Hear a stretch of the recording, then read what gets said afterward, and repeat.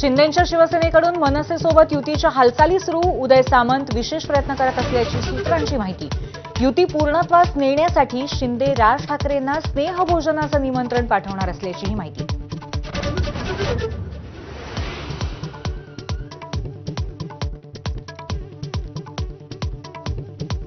शिवसेनेचा 59वा वर्धापन दिन. मुंबईमध्ये ठाकरे आणि शिंदेंकडून मेळाव्याचं आयोजन.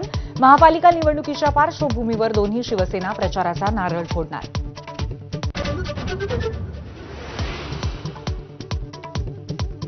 सर्व कावेबाज कारस्थानी लोकांच्या छाताडावरती पाय रोवून शिवसेना 59 वर्ष ठामपणे उभी.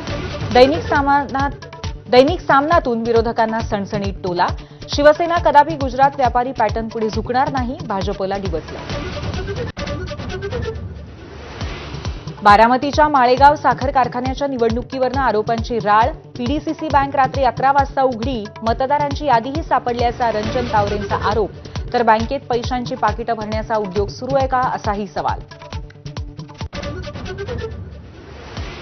भंडाऱ्यात शिवसेना आमदार नरेंद्र भोंडेकर विरुद्ध भाजप आमदार परिणय फुकेंमध्ये वाद शिगेला. फुकेंना भंडाऱ्याचं राजकारण समजायला अजून वेळ आहे. त्यांनी पक्ष वाढवण्यावरती भर द्यावा. भोंडेकरांचा खोचक सल्ला.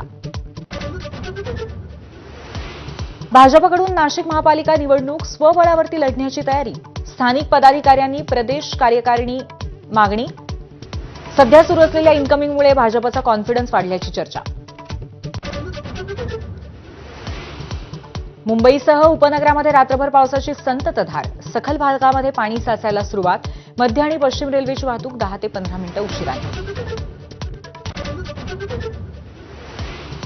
रायगड जिल्ह्यामध्ये आज अतिवृष्टीचा इशारा. कुंडलिका नदीने इशारा पातळी ओलांडली, त्यामुळे गावांना सुट्टी जाहीर. तर देवकुंड धबधबा, सिक्रेट पॉइंट, ताम्हिणी घाट 30 सप्टेंबरपर्यंत बंद.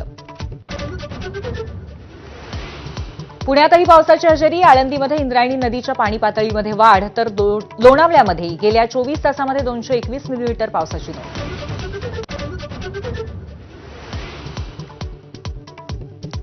कोणत्याही परिस्थितीत शरण येणार नाही. इराणने अमेरिकेला ठणकावलं. अमेरिकन सैन्यानं युद्धात हस्तक्षेप केला तर परिणाम वाईट होतील, इराणचा इशारा. युद्धादरम्यान इराणमध्ये अडकलेल्या भारतीयांना वाचवण्यासाठी राबवलं ऑपरेशन सिंधू. 110 भारतीय विद्यार्थ्यांची पहिली तुकडी दिल्लीत दाखल. आर्मेनिया मार्गे विद्यार्थी मायदेशी परतले. अरण्य ऋषी मारुती चितमपल्ली यांचं सोलापुरात निधन. वयाच्या 93व्या वर्षी घेतला अखेरचा श्वास. बऱ्याच दिवसांपासून होते आजारी.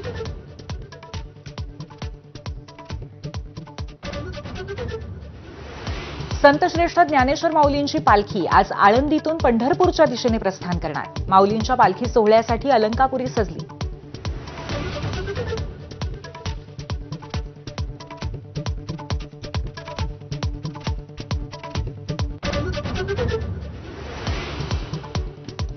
नमस्कार, मी पूर्वी भावे. नमस्कार.